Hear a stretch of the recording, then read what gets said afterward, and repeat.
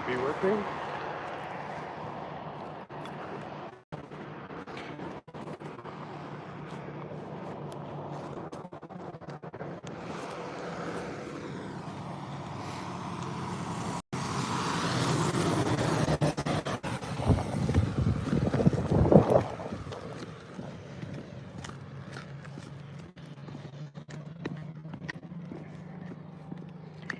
Maybe working.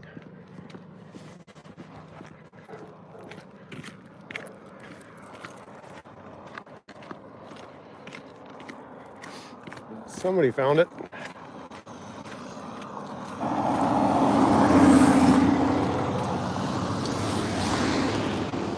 Jody's in the house. Good morning. Welcome, welcome.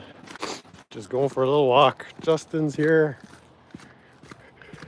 Rata to you. We're just going for a walk to the hardware store down the big hill.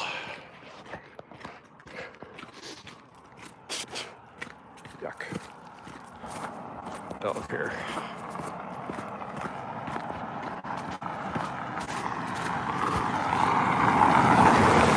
So we're far, far from Minneapolis. Dad's in the house. Good morning. I don't know if you saw that thumbnail picture on the way in. That's how I wish it looked today. It's pretty foggy today. Here. I'll flip the camera around and give you a shot of the mountain.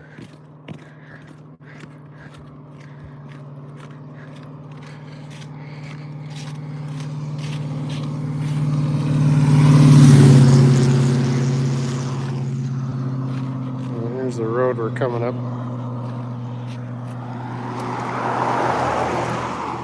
Right over there, about halfway up the screen, is where you're supposed to see the top of the mountain. Just nothing. We're descending into the valley. When and where is TweekWalk Fest 2026? Right here, right now. You found it. So yeah, I wanted to give a quick update on the Powerstroke as we light up a smoke. I should have brought the other phone. I don't have much battery on this one. This is going to be a short one. It's not going to be a 3.5 hour tweak.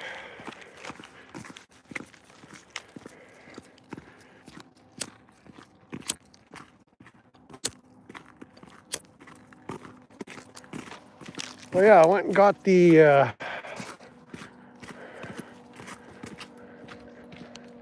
Ferd all reassembled.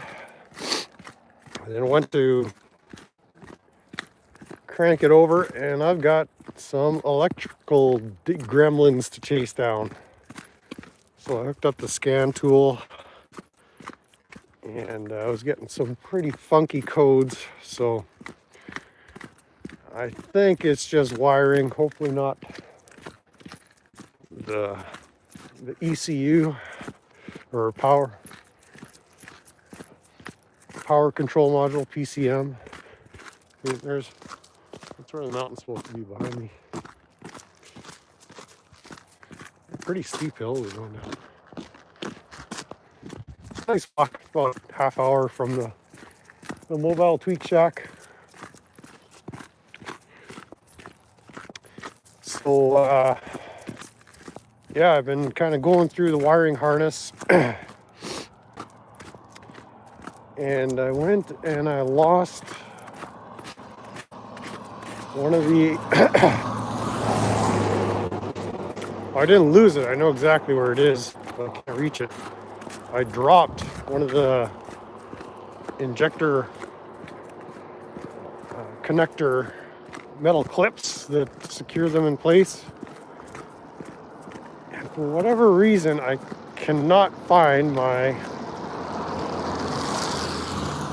traffic. Traffic. Rush hour. I haven't been able to find my magnetic pickup tool for 2 or 3 weeks. So I got a little magnet I've been using to pick up stuff, but I got to reach down into the engine valley between the cylinder heads, because that's where that little stainless steel clip fell. Now they're just barely magnetic enough that a magnet will pick it up, but yeah, I got to get that clip. I'm going to the hardware store to get another magnetic pickup tool, and I'll stop at the parts store, see if they've got any of those clips, so I don't have to fish around for it anyway. But I need that magnetic pickup tool, as well as getting codes for the ICP circuit is open, so I'll ask if they have any, or pardon me, ICP.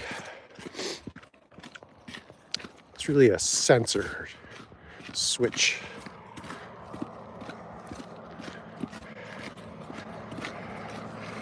So I'll see if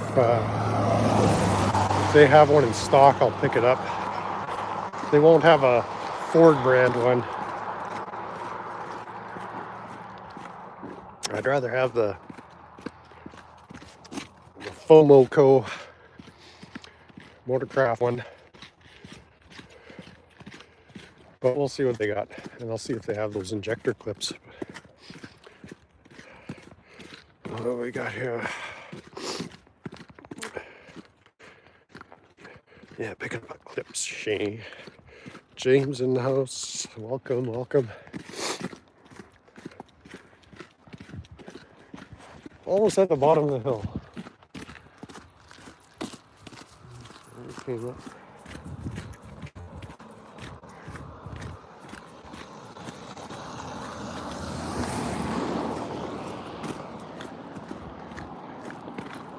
As some of you in the crowd may have noticed, there's been a badger sighting, allegedly.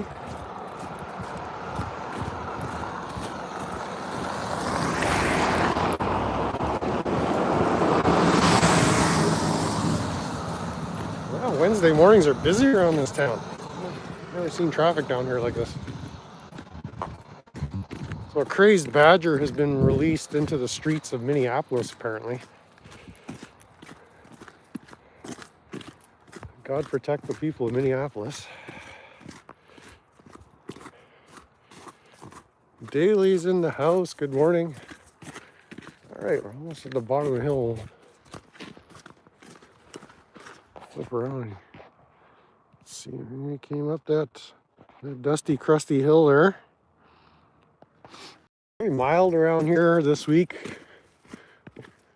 Fair amount of rain, but as you can see, there's still plenty of snow on the ground.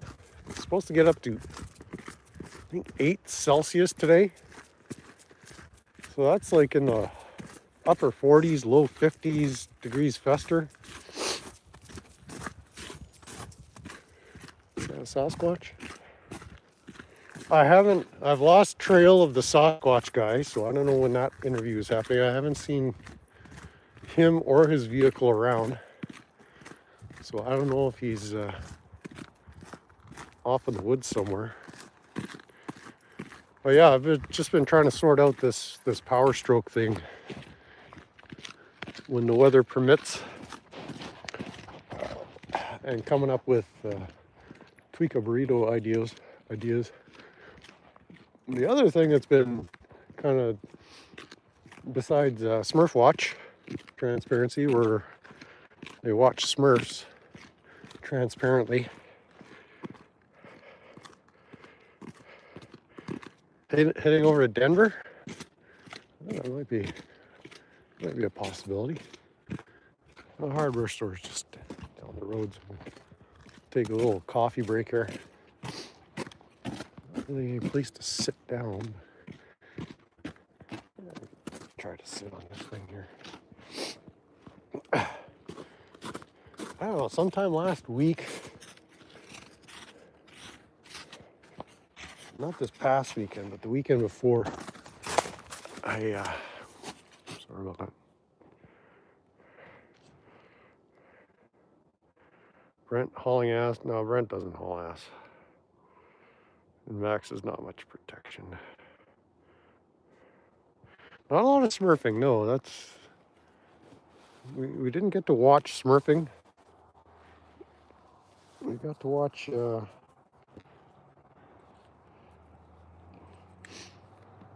homeless badger searching out smurfings. Some decent content going on there, mostly non-tent. About a week and a half ago, I had this video suggested in my feed about the movie The Shining. You guys remember The Shining? Stanley Kubrick's The Shining? And this had to do with the Wendy theory. I don't know if you guys are film art, have much appreciation for film art, but clicked on this video and it was part of like a 22-part series, or it ended up being 22 parts. The channel is called Mandibil. I think it's Mandibil. This dude in Denmark.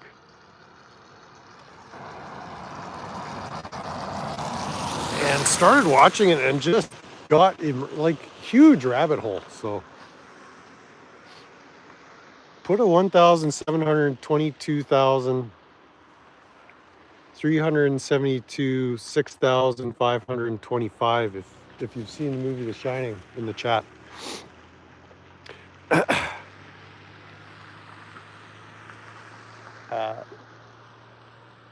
But it's this Wendy theory, if you're not familiar with it, is the idea that Wendy is in fact having the mental break. And in this take, it's... Oh, we got a scale coming up on this here. The premise is that she's institutionalized and made the whole thing up. All the characters, all the situations, and so there's no supernatural. It's more of a psycho thriller than a horror film, even though it was marketed as a horror film. And so I watched pretty much all this series, and it gave me a deeper appreciation for film. Just appreciating the mastery of Stanley Kubrick as a director.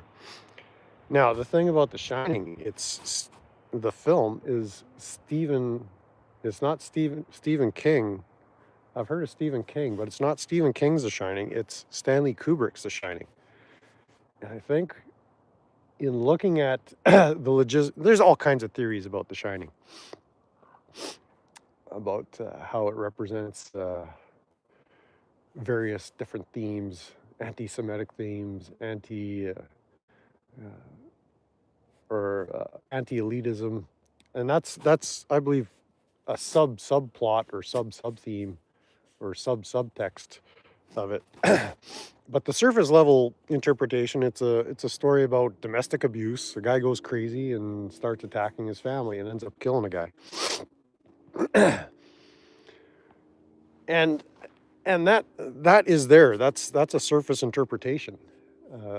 The horrors of domestic abuse and violence, but in looking at Mandibil's approach, he goes deep into the symbolism, the color, the composition, the continuity, quote, scare quote, errors that were seemingly deliberately placed in the film. The complete nonsensical layout of the hotel. It's all meant to give you a sense of unbalance. Like you're just uneasy about the whole environment, everything you're seeing, and it's working on like a subconscious level. And so Carl Jung's Red Book, which was published after The Shining came out in theaters, kind of plays a whole role. Even if the book Uh, Prior to the book being published, those themes were known to people that studied Jung, and Jung was kind of I don't want to say famous for, well, he was famous as a psychologist, most certainly, but uh, let's pause here. Steve wrote it. Kubrick made a beautiful movie, sort of like the book, and seems to be more of a Jack Nicholson showcase than anything.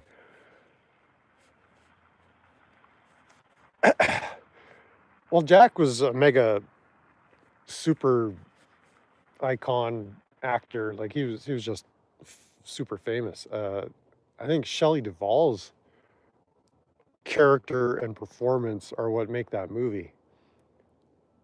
It That's kind of a separate point, but if you're at all interested in the Wendy theory, look into that. It's a bit of a rabbit hole, and I could see if on the surface you've got the domestic abuse, the violent recovering alcoholic angle.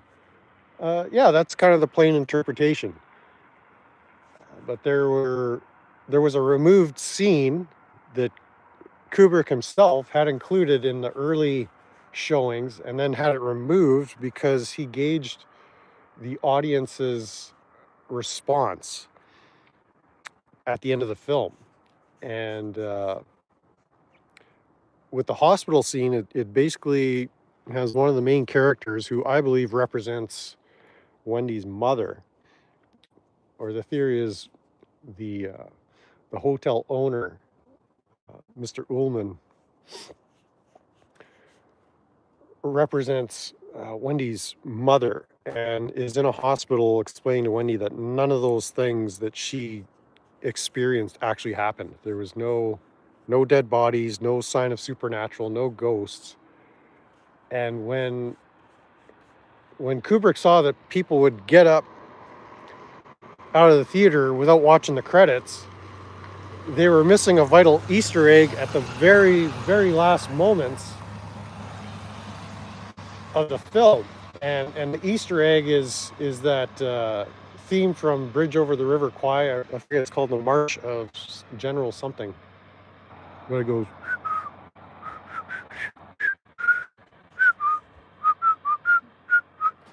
And so the Bridge Over the, like, there's lots of references to classic film, and it's like Kubrick pays tribute in these little Easter eggs. But one of the lines in the film Bridge Over the River Kwai, one of I guess it's the Vietnamese soldiers that are holding prisoners of war, says to one of the soldiers, "All work and no play makes Jack a dull boy," and that was really the content of all that Jack Torrance was writing at his time at the Overlook Hotel. And so if you didn't catch that breadcrumb, you might not have made connections. So there's just lots of themes. I'd love to do a whole live stream just talking about these different theories. But the Wendy theory is very captivating. The Wendy theory goes to the below the conscious level to the subconscious, and all through The Shining, Kubrick uses color, composition, a lot of techniques that you're only going to pick up subconsciously, and it's like just the fact that the whole first hour of the movie, nothing really happens. There's no action. It's just setting the stage. And I think a big mistake people make is they're referring to the Stephen King novel, because Stephen King hated Stanley Kubrick's version. But again, it's Stanley Kubrick's The Shining. He took Stephen King's draft of what was originally called, it was just called The Shine, and he made it his own. So a lot of details that the novel shares with you, Stanley Kubrick doesn't share with you. There's not the whole setup that Jack was an alcoholic and he was violent. There's suggestions of that, but if you kind of accept the idea that all of this is in Wendy's imagination, and this is how she imagined a domestic violence scenario would go down. But she's making it up as she goes along, as if she's institutionalized, and the Overlook Hotel represents her institutionalization. Like it's kind of a key, and so lots of breadcrumbs, lots of stuff. Like even the famous line, "Here's Johnny, welcome in, tag." Jack didn't watch TV, or he was never seen as watching TV. Wendy was the TV watcher. So it's like she's putting all these words in his mouth because she's the television addict.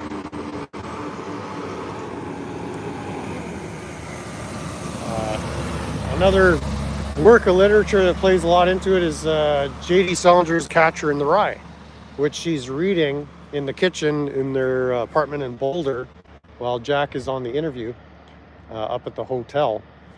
And there's a whole rabbit hole to go down with the Catcher in the Rye and Holden Caulfield.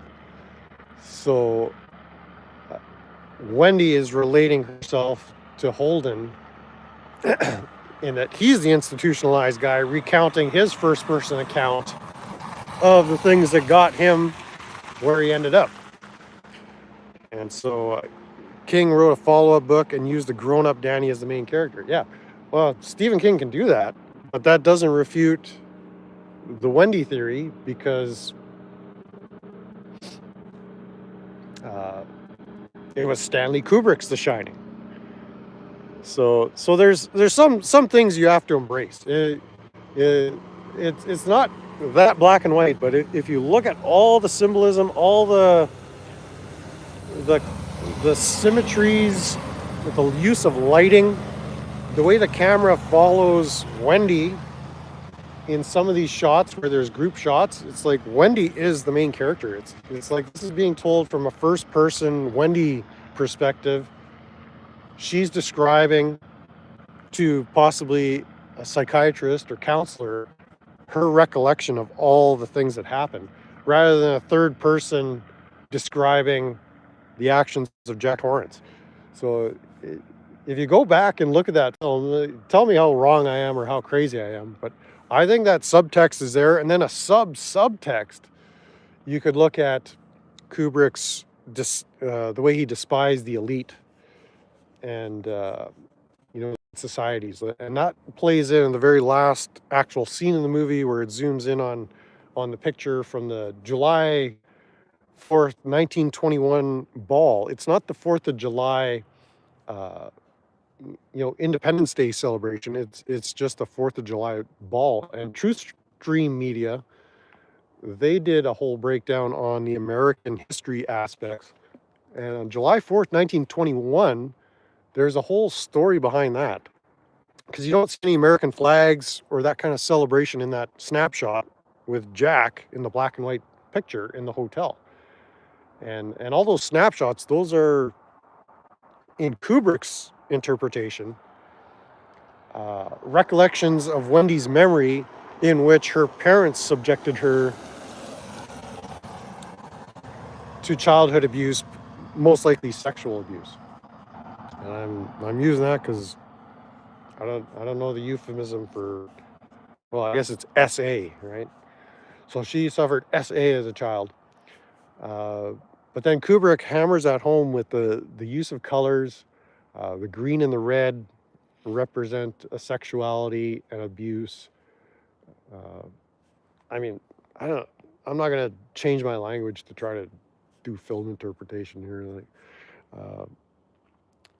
But I just find it fascinating that 40 years, well, okay, that was released in 1980. So like 45 years ago.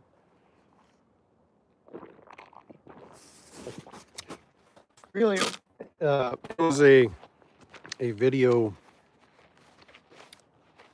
on YouTube released about 5 years ago, maybe 6, maybe 8, where the Wendy theory first surfaced. And that's what sent this other content creator, Mandeville, to go down this path. And he is much more of a film analyst than I am.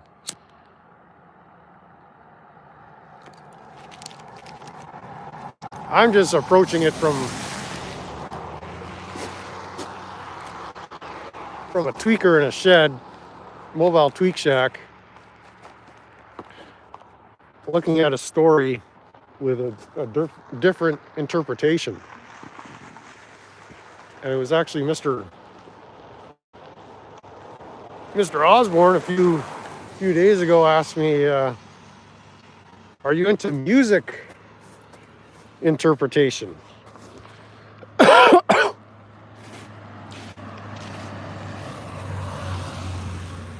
And my answer to that is no. Music is a lot more straightforward. I think in interpreting music, my approach is hearing a musical song, composition, etc., and applying it to my experience. So the example I would use is Pink Floyd's The Wall. Like, I see myself in the story of Pink. The isolation, the detachment, the struggle. I empathize with the character of Pink because I could see reflections of the story that Roger Waters wrote in my own experience. So it's sort of, music is more of a reflection. Holy jeez, buddy. You just found something. Max is wilding. Come on, boy, we're going this way. Yeah, I know you found her. We ain't rabbit hunting right now. So music represents something a little different, whereas in film, the visual aspect of it allows you to drop the symbolism, even aspects of hypnosis. Kevin in the house, welcome. I can't believe all this traffic down here today. I thought this was going to be a nice, quiet walk. Jeez.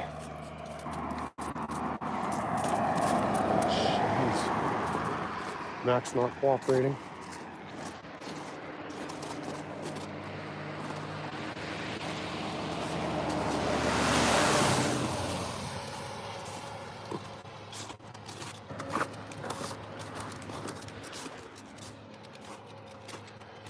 Come to India?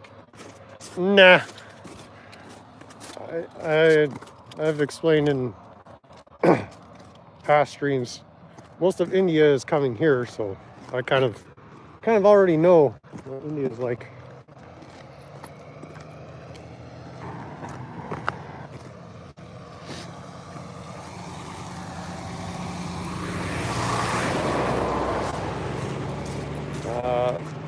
But I watched another interview about a film critic who was talking about Stanley Kubrick. And Stanley Kubrick, one of his favorite books was called The Code Breakers. And that was a book that had to deal with mostly military code analysis, like during wartime and things like that. How during the, say, the Pearl Harbor incident, which some of you may be familiar with, back in the 40s, World War II, the Japanese employed systems of codes, and one of them was an open code. Because typically when you send a code, the person intercepting the code knows who the recipient is. But what the Japanese would do, they would transmit coded messages through weather reports and news reports that were broadcast to everyone. So you could intercept the message, but you didn't know who the recipient was. And so you had your channels of hidden, closed codes that would get intercepted, but the open codes were essentially hidden in plain sight. And so Kubrick was somewhat of a hypnotist and code master himself. And in approaching this as a psychological thriller rather than a horror film, you see all these elements come into play. And so just this stupid little series on the Wendy theory has kind of triggered something in me to appreciate film more, or to look at film differently than I have, rather than just pure entertainment. It's like there's messages going on. So Dragon King in the house. Brent is a chain smoker. I'm actually more of a smoke chainer. Ooh, dogs are wilding.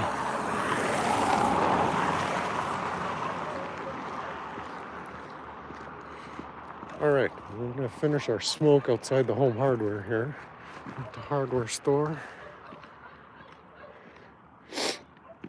We'll go inside, see if they got a magnetic pickup tool. Well, welcome into everybody. This is just a short impromptu walk and talk live stream. We'll talk more about this shit when I'm back in my tweaker hole. This is a public walk and tweak. But yeah, when in comparing music interpretation to film interpretation, it's possibly a different approach. I suppose you can hide coded symbolism in just music lyrics, but with the visual,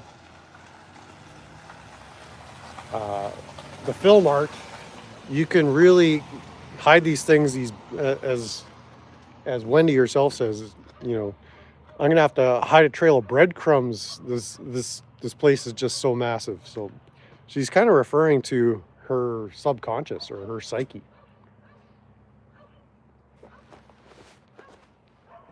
And so if you look at these little phrases and these little clues, these little hints that, yeah, in fact, this is a Wendy story, not a Jack story in The Shining, things kind of fall into place with a satisfying consistency.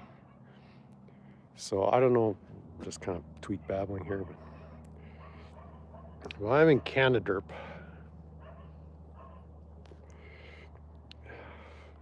Chow Chow in the chat. Welcome in, Chow Chow.